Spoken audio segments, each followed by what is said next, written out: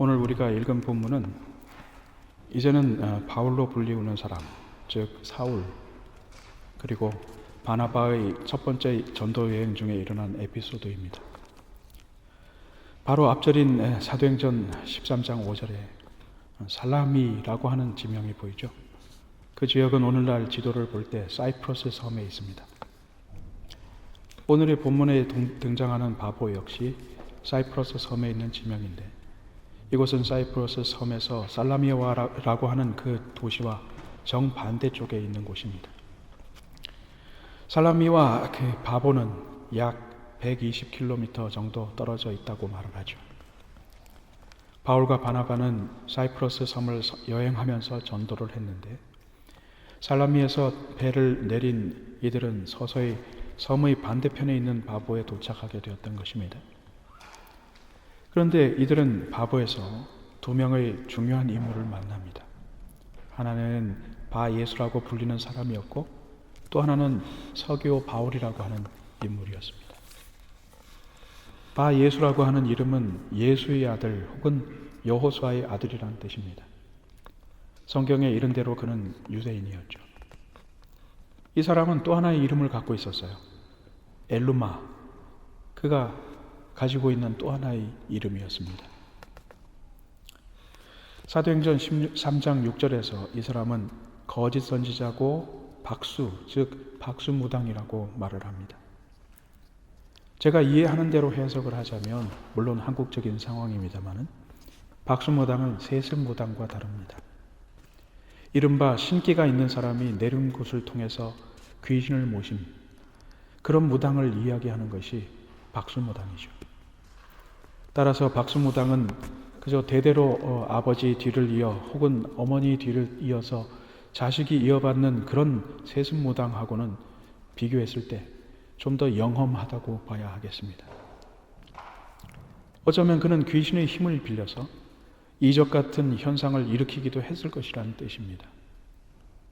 따라서 그의 사회적인 영향력은 적지 않았을 것입니다. 그 지역의 총독이었던 서기오 바울에게도 영향력을 행사하려고 했던 것이 그 이해가 될 것입니다. 그러나 귀신을 받아서 구술하는 게 직업이라면 엘루마 혹은 바 예수가 할 수 있는 일은 하나밖에 없었을 것입니다. 귀신은 거짓의 영입니다. 즉 귀신이나 사탄이나 그 근본이 거짓에서 시작되었기 때문에 그가 입을 열어 말할 때마다 거짓말이 나올 수밖에 없는 것이죠. 따라서 엘루마 혹은 바 예수는 귀신이 들려서 점을 보기도 하고 구술하면서 신기한 현상을 나타내기도 했겠지만, 그가 사람들에게 들려준 모든 이야기는 근본적으로 거짓말이었습니다. 귀신이 어떻게 장래의 일을 알겠습니까? 과거에 관한 일은 귀신도 본 일이기 때문에 나름대로 그럴듯하게 둘러댈 수 있을 것입니다. 이 점에 있어서는 확실히 귀신이 사람보다는 낫습니다. 사람은 자기가 살고 있는 시간과 공간의 제약을 받지만, 귀신은 그렇지 않기 때문에 사람이 보지 못한 것도 볼 수 있었을 것이 분명하기 때문인 것이죠. 하지만 미래의 일은 다릅니다. 시간과 역사의 주관자는 하나님이시기 때문에 장래에 관한 일은 오직 하나님만이 말씀하실 수 있는 것입니다. 따라서 귀신이 알려주는 미래는 거짓이고 믿을 수가 없습니다. 어쨌든 엘루마는 귀신이 주는 능력 때문에 구브로 섬에서 아주 탁월한 지위를 누릴 수 있었던 것입니다. 하지만 그의 좋은 시절은 끝났습니다. 바울과 바나바가 바보에 도착한다는 소식을 들은 엘루마는 두려워하죠. 성경이 말한 대로 엘루마의 정체가 모든 괴계와 악행이 가득한 자요, 마귀의 자식이요, 모든 의의 원수로 드러날 순간이 다가온 것입니다. 어떻게 해서 바울과 바나바가 그의 정체를 알아볼 수 있었을까요? 바울과 바나바는 성령에 충만한 사람이었기 때문입니다. 성령은 진리이고 따라서 순결합니다. 어둠에 속한 사람은 성령을 두려워합니다. 비록 성령께서 거짓의 영에 관해서 어떠한 행동을 해야 하지 않을지라도 깨끗한 영이 자기 앞에 설 때에 자신이 얼마나 더러운지를 알 수 있기 때문입니다. 엘루마는 바보의 종독인 서기오 바울이 기독교에 관심을 가진 사실을 두려워합니다. 그리고 그는 온갖 방법을 동원해서 그가 예수를 믿지 못하도록 방해합니다. 겉으로는 자신의 영향력이 사라질 것을 무서워한 것입니다. 무당에 점을 쳐서 돈도 벌었을 것이니까 어쩌면 엘루마는 예수교 때문에 자신이 밥줄이 사라질 것을 염려했는지도 모르겠습니다. 엘루마의 방해 공작에도 불구하고 예수교에 관심을 가진 총독 서기오 바울은 드디어 바울과 바나바를 만납니다. 그리고 이 자리에 엘루마도 참석하죠. 그런데 바울이 엘루마를 보더니 이렇게 말합니다. 제가 표준새 번역 성경으로 다시 인용해 보겠습니다. 너 속임수와 악행으로 가득 찬 악마의 자식아, 모든 정의의 원수야. 너는 주님의 바른 길을 곱게 하는 일을 그치지 못하겠느냐? 성령께서 바울의 입을 통해서 내어놓으신 말씀은 귀신에 사로잡힌 엘루마의 정체를 무섭을 정도로 정직하게 판단합니다. 엘루마는 속임수와 악한 행위를 일삼는 사람이었습니다. 따라서 그는 마귀의 자식이라 불려야 합니다. 마귀가 친히 낳지는 않았더라도 그가 좋아하는 일을 따라했기 때문입니다. 마귀는 거짓에 속한 자이며 하는 말과 행동이 모두 거짓입니다. 나는 마귀에 속했다 혹은 마귀의 자식이다 하고 말은 안 하더라도 거짓말하고 속이면 그는 마귀의 자식입니다. 마귀의 성격을 닮았기 때문입니다. 그런 사람은 다시 말해서 정의의 원수가 되는 것입니다. 정의는 바른 길입니다. 하나님께서 옳다고 보시는 기준입니다. 마귀가 항상 사용하는 거짓과 속임수는 하나님의 속성과 거스릅니다. 하나님께서는 언제나 진실하시기 때문입니다. 따라서 마귀의 행동은 언제나 하나님께서 하시려는 일과 부딪힐 수밖에 없는 것이죠. 성격이 전혀 반대인 사람 둘이 있으면 서로 싸우지 않아도 불편합니다. 그냥 같은 자리에 있는 것만으로도 서로 부담스럽기 때문입니다. 마찬가지로 하나님과 마귀 역시 한 자리에 공존할 수 없는 것입니다. 더욱이 엘루마는 더욱 큰 잘못을 저질렀습니다. 그는 총독이 예수를 믿는 일에 방해했습니다. 총독이 예수에 관심을 가지고 그를 더욱 알려고 하는 것은 하나님께서 기뻐하실 일이었습니다. 물론 총독 자신이 복받을 만한 마음을 가진 것이기도 하려니와 그로 인해서 그 지방에 예수교가 전파되는 것이 더욱 순조로울 수도 있었을 것입니다. 아주 간단하게 말씀드리자면 엘루마는 마귀가 시키는 일을 했던 것입니다. 마귀는 이 지역에서 예수교가 전파되는 것을 싫어합니다. 엘루마를 통해서 거짓말과 마술로 영향력을 행사하던 그 지역에, 아니 마귀 자신이 지배하던 그 영역에 예수교가 들어온다는 것은 상상할 수 없을 만큼 끔찍한 일이기 때문입니다. 엘루마는 물론 자신의 영향력이 줄어들고 사업에 방해가 되고 따라서 돈벌이에 위협이 될까 염려해서 그리했겠죠. 하지만 그것은 하나님을 방해하는 행위인 것이 틀림없었습니다. 엘루마는 결과적으로 어떤 면을 보더라도 마귀의 자식이었던 것입니다. 바울의 지적은 우리에게 아주 심각한 관점을 전달합니다. 바울은 엘루마를 통해서 하나님의 사역을 방해하는 마귀를 발견합니다. 마귀는 세상을 지배하기 원합니다. 그는 거짓에 속한 영입니다. 따라서 마귀가 지배하는 영역은 거짓이 지배하는 세상이 될 수밖에 없는 것입니다. 마귀는 성령의 세상을 싫어합니다. 성령은 빛이시며 진리이심으로 거짓이 없습니다. 어둠에 익숙한 빛이 눈이 빛을 싫어하듯이 마귀에 속한 영역들은 진리의 밝은 영이 내리쪼이는 것을 두려워합니다. 그 밝은 빛에 의해서 자신의 더러움이 드러나기 때문인 것이죠. 결국 우리가 이 오늘의 본문에서 엘루마의 반대와 징벌, 그리고 총독 서기오 바울의 회심이라고 하는 외적인 사건에 머물러서는 안 됩니다. 어둠과 빛의 전쟁, 거짓과 진리의 전쟁, 마귀와 하나님의 전쟁을 동시에 보아야 하는 것입니다. 전도는 거짓 영과의 전쟁입니다. 복음을 전한다는 것은 그 복음이 전파되는 곳에 진리가 통용되게 하려는 전투입니다. 전도 혹은 선교는 사람과 사람이 기독교라는 종교를 전달하는 행위를 통해서 행해집니다. 그러나 전도 행위의 밑바닥에는 하나님의 진리와 빛이 마귀의 어둠 그리고 거짓의 영향력을 몰아내려는 처절한 전투가 배경이 되는 것입니다. 이렇게 볼 때 우리는 전도 행위가 아직도 예수를 모르는 사람들에 대해서만 행해지는 것이 아닌 것을 알게 됩니다.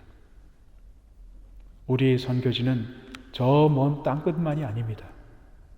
거짓과 속임수가 있는 곳이라면 거기가 어디든지 우리가 행해야 할 영적 전투의 현장이고 선교의 현장인 것입니다. 오늘 우리가 사는 한국의 사회를 보십시오. 여러분의 눈에 거짓으로 학력을 둘러대고 거짓으로 정부가 국민을 속이고 거짓으로 서로가 이웃을 속이면서 살아가는 우리 사회가 보이십니까? 정직한 사람을 오히려 어리석다고 미련하다고 비웃는 이 어이없는 현실을 여러분 보십니까? 한국 사회는 하나님이 지배하시는 영역입니까? 술집만큼이나 많은 십자가와 종탑이 즐비한 한국은 과연 진실과 빛이 지배하는 사회입니까?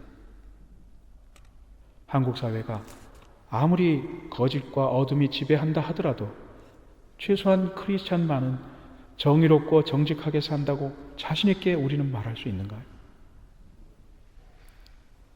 이런 문제들을 모두 거론할 시간이 없으므로 아직 아주 거친 질문으로 오늘의 과제를 생각해 보려고 합니다. 여러분, 거짓으로 쌓아 올린 경력을 가지고 돈을 벌어서 선교비와 구제비를 많이 낸다면 과연 하나님이 기뻐하실까요? 한 가지 예에 불과합니다만 하나님께서 진실로 기뻐하시는 것은 사람의 열정과 행위가 아닙니다. 행위의 주체인 사람 그 자신입니다. 얼마나 열심히 구제하고 전도하고 봉사하느냐가 아니라 바로 그 사람 자신이 얼마나 빛과 진실에 속해 있느냐가 더 중요하다는 말씀입니다. 거짓으로 번 돈은 그것으로 그 어떠한 일을 한다 하더라도 하나님을 감동시킬 수 없습니다. 진리 위에 서지 않은 행위는 하나님을 기쁘시게 할 수 없다는 뜻입니다. 그것들은 원래부터 하나님께 속한 것이 아니었습니다.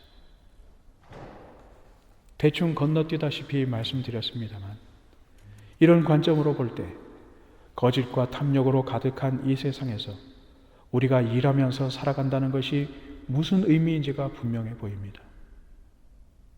우리는 거짓을 행하고도 정당하다고 주장하며 그럴 수밖에 없다고 항변하는 어둠과 거짓에 충만한 이 사회에서 살아왔습니다. 우리는 앞으로도 그런 곳에서 살 것입니다.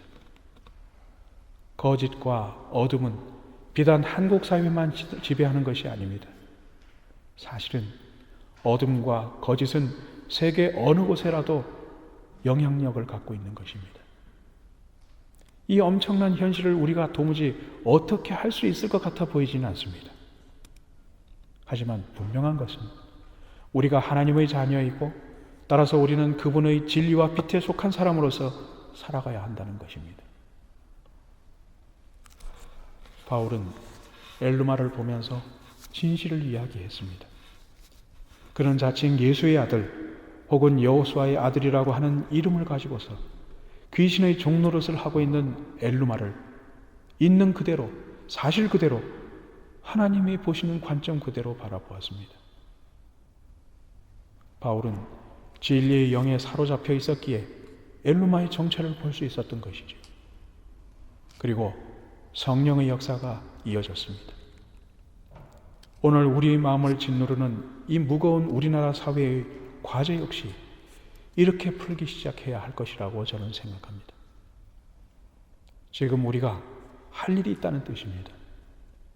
우리 사회의 현실에서 벌어지는 일이 분명히 잘못이고 그렇게 살아서는 안 된다고 말하기 시작해야 하는 것이고 그 말에 합당한 행위를 우리 자신이 하면서 살아야 한다는 것입니다. 우리는 진리를 따라서 살아야 합니다. 이 진리는 예수가 하나님의 아들이시라는 진술만을 의미하지 않습니다.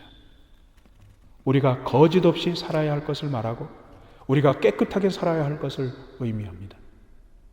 우리는 옳지 않은 것을 틀렸다고 말해야 하고 틀린 것을 따라서는 살 수 없습니다. 거짓으로 가득한 사회로 나아가기 위해서 여러분은 지금을 살고 있습니다. 여러분은 장차 하나님께 영광을 돌리겠다며 지금도 기도하고 있습니다. 대체 여러분이 하나님께 돌리겠다고 다짐하는 그 영광은 무엇입니까? 거짓이 아닌 진실, 속임수가 아닌 진정한 실력으로 살아가는 것 아니겠습니까? 그래서 여러분의 삶을 통해서 이 사회가 살아가는 것이 원칙이 아닌 것을 보여주는 것이 아니겠습니까? 아닌 것을 아니라고 말하고 맞는 것을 맞다고 말하며 살아가는 것 아니겠습니까? 이렇게 살아감으로써 여러분은 어두움을 빛 가운데 드러나게 하며 거짓을 진리 앞에 불의하다고 판결받게 해야 하는 것입니다. 저는 이것이야말로 오늘 우리가 주목해야 할 전도의 행위라고 말씀드리고 싶습니다. 여러분은 이렇게 살아냄으로써 사회를 진리와 빛으로 인도하는 삶의 전도자가 될 수 있다는 것입니다. 선교? 우리도 할 수 있습니다. 전도는 결국 진리 가운데 살아내야 할 우리가 자신의 삶 속에서 실현내는 영적인 전투이기 때문입니다. 그 삶을 우리가 살고 있는 것이죠. 거짓이 통하는 사회, 짝퉁이 행세하는 세상을 진정한 실력으로 바로잡는 일은 선교의 사명이고 영적인 전쟁입니다. 이 일은 무엇이 잘못이고 왜 틀렸는지를 인정하는 일에서부터 시작되는 것입니다. 정신을 똑바로 차려야 합니다. 진리의 빛에 더욱 가까이 가서 우리가 살아낼 사회가 어떤 모습인지를 분명하게 볼 수 있어야 합니다. 그것 때문에 우리는 성령에 사로잡혀야 하는 것이죠. 자, 이제 우리는 오늘 말씀을 마무리할 시간에 도달했습니다. 저는 무엇보다 하나님께서 진리요 거짓이 없으신 진실하신 존재라는 성경의 가르침에서부터 오늘의 말씀을 정리하고자 합니다. 맞아요. 우리가 성경을 통해서 믿는 하나님은 바로 그런 분이십니다. 바로 그분을 우리는 아버지라고 부릅니다. 이 사실이 우리에게 아무런 의미도 가르침도 주지 않는다면 그건 큰 잘못입니다. 어쨌든 하나님이 진리의 근원이라는 사실, 우리가 그의 자녀라는 사실은 이 거짓된 세상에서 사는 우리에게 실로 엄청난 과제를 던져주는 것입니다. 우리는 자주 예수님의 이 말씀을 떠올립니다. 마태복음 10장 16절의 말씀입니다. 주께서 거기에서 이렇게 말씀하십니다. 보라, 내가 너희를 보냄이 양을 이리 가운데 보냄과 같도다. 그러므로 너희는 뱀같이 지혜롭고 비둘기같이 순결하라. 주께서 제자들을 세상에 보내시는 심정을 표현하시면서 양을 이리 가운데 보내는 일로 비유하셨습니다. 그 이미지가 그려지지요? 이 세상은 주께서 적절하게 비유하신 것처럼 이리들이 들끓는 세상입니다. 그들의 사납고 난폭한 것에 비한다면 주께서 풀어 보내시려는 제자들은 순한 양과 같습니다. 그러면 양과 같은 제자들이 이리애들에게 잡아먹히기를 바라셨을까요? 그렇게 애달프지 안쓰럽다 할지 그렇게 한 일을 그럼에도 불구하고 왜 강행하시려는 것입니까? 그렇게 애타는 일을 꼭 하셨어야 할까요? 예, 저는 그래야 했다고 믿습니다. 하지만 우리는 이 상황을 잘 이해해야 합니다. 성경을 보면서 우리는 이 세상의 난폭함과 사나움에만 주목합니다. 그래서 주께서 제자로서의 우리가 세상에 속하여 사는 일을 마치 순교하는 일처럼 생각하죠. 그래서 말씀을 따라 살면 곧 실패하는 것이라고 우리는 종종 이야기합니다. 그러나 보십시오. 진리와 불의의 싸움, 하나님과 마귀의 싸움은 그리스도의 십자가 위에서 이미 승패가 결정났습니다. 예수께서는 마귀와의 싸움에서 십자가 위에서 승리하셨습니다. 그러므로 주께서 우리를 내보내시려고 하시는 이 세상에서 우리는 나가기 전부터 이미 이기고 있는 것입니다. 우리는 새삼스럽게 마귀와의 전쟁을 다시 시작하는 것이 아닙니다. 주께서 이기신 전쟁에서 거두신 그 전리품들을 챙기기 위해서 나가는 것입니다. 그러므로 문제는 전쟁도 아니고 세상의 험악함도 아닙니다. 세상에 보내어지는 우리가 뱀처럼 지혜로워지기 위해서 세상을 향해 나가는 것이고 비둘기처럼 순결하기 위해 세상에 속해 살아가는 것입니다. 우리는 이 사실을 날마다 때마다 우리 마음에 새겨야 하는 것입니다. 그러므로 우리가 진리의 자녀로서 어떻게 살아가야 하는가 하는 질문에 대답할 때 먼저 이 사실을 전제해야 합니다. 우리의 싸움은 이미 끝이 난 싸움입니다. 그러므로 이제 우리 관심은 눈에 보이는 결과와 관계없이 우리가 얼마나 진실하며 얼마나 순결하며 얼마나 지혜로워야 하는지에 집중되어야 한다는 것입니다. 이것이 진리의 자녀로서 우리가 이 세상을 살아가는 법인 것입니다. 예. 그럼에도 불구하고 우리는 사납게 일렁이는 이 세대 가운데 살면서 때때로 두려움에 휩싸입니다. 이것은 우리가 아직도 육신에 갇혀 살기 때문에 어쩔 수 없이 겪어야 할 현실입니다. 이때 우리는 기억해야 할 사실이 있습니다. 주께서 우리에게 주신 평안은 아무 일도 일어나지 않는 평안이 아닙니다. 능히 그 사나운 풍랑을 견디는 평안이라는 것입니다. 그러므로 사랑하는 여러분, 용감해야 합니다. 오직 진실을 말하며 오직 참의 편에 서며 오직 비둘기같이 순결한 삶을 살아가기 위하여 죽을 힘을 다해야 합니다. 주께서 이미 승리하셨습니다. 그가 우리 앞서 가시며 우리를 인도하십니다. 그의 뒤를 따라갈 때 마침내 우리도 그와 함께 승리할 것입니다. 이것이 동시에 세상을 바꾸는 방법이기도 합니다. 마침내 주께서 주시는 그 평안으로 말미암아 우리 모두가 주님의 뒤를 넉넉하게 따라갈 수 있기를 소망해 봅니다. 함께 기도하겠습니다.